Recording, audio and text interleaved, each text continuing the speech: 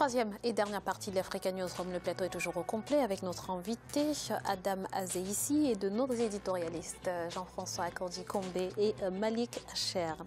L'actualité économique à présent, la République de Guinée abrite la 44e session du Conseil des ministres de l'Organisation pour l'harmonisation en Afrique du droit des affaires OHADA.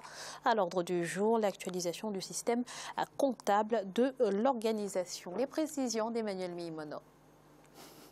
Pour faciliter les investissements dans les pays africains, rien de tel qu'un cadre juridique uniforme et attractif tel que visé par les 17 pays membres de l'OHADA.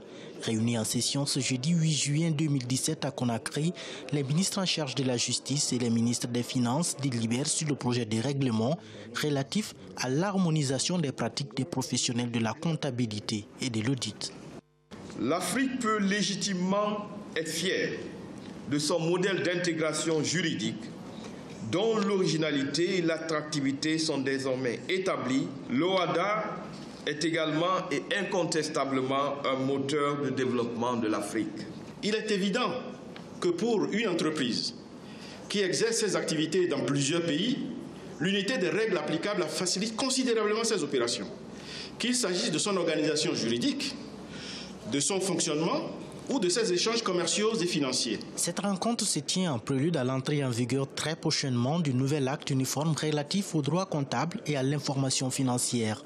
Ces démarches visent entre autres à faciliter la création des entreprises, optimiser le financement des activités économiques, assurer la pérennité des entreprises, sécuriser le règlement des conflits d'affaires à travers le recours à l'arbitrage. Avec la poussée de cette harmonisation dans les différents aspects juridiques et réglementaires, il va sans dire que les revenus des pays membres vont se renforcer et aussi les règlements seront harmonisés, et ce qui va créer moins de problèmes et ça va lever surtout beaucoup d'entraves en matière de commerce. Le droit de l'OHADA est utilisé pour créer un vaste marché intégré afin de faire de l'Afrique un pôle de développement.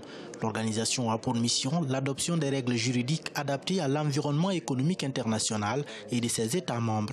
Elle est composée de 17 pays membres, essentiellement d'Afrique de l'Ouest, d'Afrique centrale et des Comores. Monsieur Azeïssi, quels sont selon vous les enjeux de cette 44e session du Conseil des ministres de l'OHADA? Donc cette réunion permet à l'association de travailler sur l'harmonisation des normes juridiques en Afrique, notamment par rapport à l'exercice des métiers de l'expertise comptable et de l'audit, qui sont aujourd'hui des métiers qui bénéficient de juridictions assez différentes sur le continent. Donc la réunion d'experts africains pour pouvoir travailler sur l'harmonisation des normes juridiques en Afrique est un enjeu majeur qui permettra d'encourager l'investissement étranger dans la région en intégrant un cadre juridique qui soit assez proche, homogène, et qui permettent d'y aller en confiance et de ne pas se retrouver avec des juridictions très hétérogènes. Donc c'est un enjeu majeur des travaux que peuvent initier cette conférence de l'OHADA. Alors Jean-François, en quoi ce fameux plan comptable de l'OHADA est avantageux pour les États africains? Les trois derniers mots me troublent. On avait omis les trois derniers mots pour les États africains, les quatre derniers mots, j'aurais dit la réponse a été donnée. Il y a une harmonisation, cette harmonisation permet aux entreprises qui interviennent dans l'espace où l'harmonisation s'est déroulée, a été réalisée, d'opérer dans les mêmes conditions de l'état A à l'état B, de l'état B à l'état C, etc. Ce qui est un avantage certain, un avantage concurrentiel certain pour les États africains. Là, pour le coup, je ne sais pas. Personnellement, alors le droit de l'OHADA, l'entreprise de l'OHADA, ici je suis éditorialiste naturellement, mais en dehors d'ici je suis professeur de droit et j'apprends à mes étudiants qu'il y a là des techniques extrêmement intéressantes, des techniques juridiques du droit de l'intégration juridique. Mais moi j'ai un problème avec le droit de l'OHADA. J'ai un problème avec le droit de l'OHADA parce que c'est un droit qui prétend qu'il n'est pas seulement un instrument, mais qu'il peut dicter des orientations politiques à l'ensemble. Partout ailleurs, moi, ma conviction profonde, c'est que le droit n'est qu'un instrument au service d'une politique nationale, ou plus largement régionale. Et à mon avis, l'OHADA aurait été plus performant s'il avait été conçu en Afrique plutôt qu'en Europe pour des investisseurs étrangers, et s'il avait été conçu en Afrique pour accompagner un mouvement politique d'intégration fiscale, d'intégration économique, de politique économique, etc., ça aurait été plus conséquent que ce qu'on nous propose là, qui est une entreprise qui a été conçue en Occident par des investisseurs qui veulent sécuriser leurs investissements en Afrique. J'en aurais terminé pour dire qu'il concerne le droit des affaires. Dans le droit des affaires, il y a les entreprises, mais dans une entreprise, je crois que nous sommes tous d'accord, il y a des patrons, il y a des salariés, et ils relèvent du droit du travail et du droit social. Et le corps humain de l'entreprise, on ne s'en occupe pas. On s'occupe de sécuriser les profits. Et c'est ça qui me pose problème pour l'Afrique. Donc, vos 4 derniers mots me jettent dans un trouble incommensurable parce que je ne vois pas le bénéfice pour les États africains et surtout pour les peuples africains. Vous êtes de cet avis, Malik? Écoutez, Jean-François l'a dit admirablement. Il y a un prisme qui est gênant, c'est-à-dire le prisme justement qui est utilisé pour mettre en place ces règles juridiques. Nous le savons, je vais peut-être froisser quelques cabinets ce soir qui se trouvent dans certaines capitales occidentales, mais c'est véritablement elles qui en général conseillent justement les institutions africaines, et ce qui est moralement ce qui peut gêner. Et effectivement, il faudrait revoir ce prisme-là. Monsieur Azaïssi. Je pense que vos arguments sont exacts. Je vous remercie. Néanmoins, le droit n'est pas juste un outil au service de la politique, il peut être un vecteur qui permette d'aider des politiques qui sont divergentes à s'harmoniser. Le fait de pouvoir dérouler par un organisme tiers externe qui n'a pas qui est indépendant juridiquement par rapport aux enjeux politiques dans le pays, permet de dérouler une juridiction qui soit un peu homogène et qui vaille au-delà des souhaits politiques. C'est l'indépendance. Je vous entends bien, je rêverais d'un monde où le droit et les juristes seraient ça, parce que ça voudrait dire que je suis une personnalité autrement puissante en tant que juriste. Mais je récuse l'idée. Je récuse l'idée parce que ce droit qui propose à des politiques une harmonisation, premièrement, il vient d'où? Il vient de cabinets parisiens. Ou ailleurs. C'est une réalité.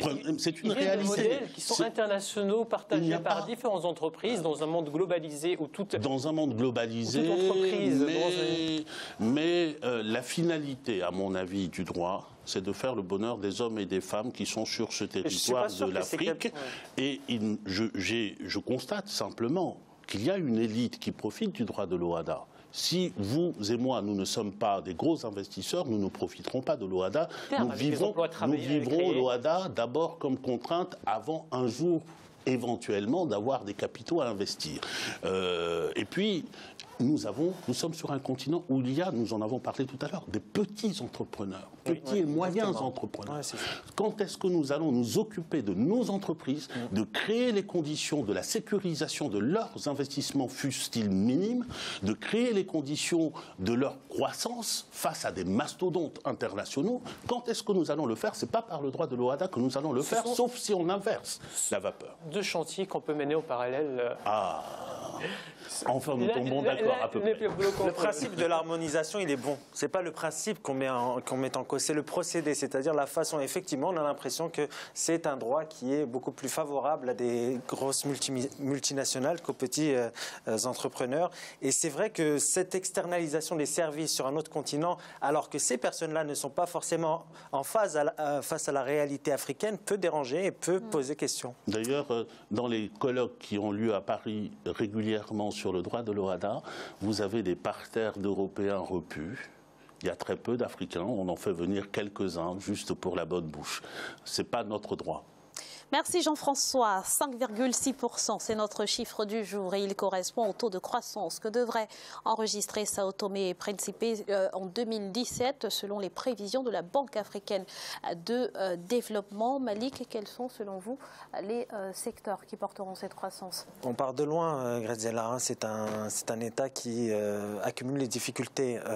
Ce n'est pas véritablement une croissance qu'il faut prendre justement. On parle toujours de la croissance, des chiffres de la croissance, mais de sa rétribution, notamment vers la population. C'est ça le véritable problème. Nous sommes face à un État qui est très endetté et qui malheureusement aurait pu justement connaître de jours meilleurs. Alors il faudrait... Alors, c'est la difficulté des États insulaires, il ne faut pas se leurrer. Les États insulaires sont malheureusement, c'est un peu du déterminisme de dire ça, mais certains États insulaires ne peuvent pas forcément miser sur des secteurs et faire concurrence à d'autres pays, à d'autres géants qui se trouvent notamment en face d'eux, et notamment c'est le cas pour ce pays-là. Donc, il faudrait avoir une politique d'investissement et une harmonisation, je dirais, fiscale. Mais est-ce que je ne souhaite pas à ce pays de devenir un... Alors, je ne fais pas insulte à l'île Maurice. Je ne fais pas insulte à l'île Maurice, qui est un pays ô combien respectable, mais est-ce que ce pays-là peut jouer sur l'harmonisation fiscale et attirer des investisseurs étrangers? C'est possible, mais ce n'est pas forcément le mode de développement qu'on souhaite pour cet État insulaire. Peut-être développer au moins un peu le secteur agricole et satisfaire déjà sa population sur le plan agricole. Allez-y. Tout à fait. Donc, je rejoins sur ce point. Sao Tomé soit sortir du piège de l'économie complètement dépendante du tourisme, qui est aujourd'hui le principal vecteur de croissance et de rentrée d'investissement étranger. Et cette dépendance par rapport à la zone euro, puisque c'est les Européens qui sont les principaux investisseurs à Sao Tomé. Et donc, quand l'Europe s'éternue, le Sao Tomé en souffre. Donc, c'est cette indépendance, création d'une microéconomie locale qui soit progressivement indépendante par rapport au secteur touristique. Jean-François, très rapidement, allez-y. Je vais vous donner satisfaction, je serai très rapide. Je viens d'un pays, la République centrafricaine, où, avec ces chiffres-là, je suis dans un état de dubitativité absolue. Sao Tomé et Principe aurait le même taux de croissance que celui qui a été annoncé pour la République centrafricaine cette année. Quand on connaît les deux pays, on se pose des questions sur les critères d'appréciation bon, 5,6 ou 6. C'est la création de la valeur ajoutée, mais qu'est-ce qu'il en est de la population? Mais même la création de la valeur ajoutée, on part d'une base. On part de loin. Mais justement, c'est là que de temps en temps, ça me met dans un état de jouissance. Je me dis que l'économie n'est pas une science exacte. Et que selon le postulat, le point de départ que nous avons choisi, qui est totalement arbitraire, nous pouvons arriver à des résultats qui sont fameux. Vive Sao Tomé et Principe. Merci. Merci Jean-François. C'est à présent la fin de cette émission qui marque également la fin de notre semaine spéciale dynamique bancaire en Afrique. Notre prochain volet sera consacré au Togo. Monsieur Adam Azeïssi, merci d'avoir été sur ce plateau. Merci pour votre invitation. Je rappelle que vous êtes consultant bancaire. Merci. Jean-François, merci d'avoir été avec nous. C'était un plaisir après une si longue absence. J'espère que nous nous retrouverons bientôt. Et merci à vous, Malik, pour votre participation. Merci, Graziella. Un plaisir partagé et un plaisir d'avoir retrouvé notamment Jean-François en pleine forme. Et merci à vous, chers téléspectateurs, pour votre fidélité. Dans quelques instants, le journal de la rédaction.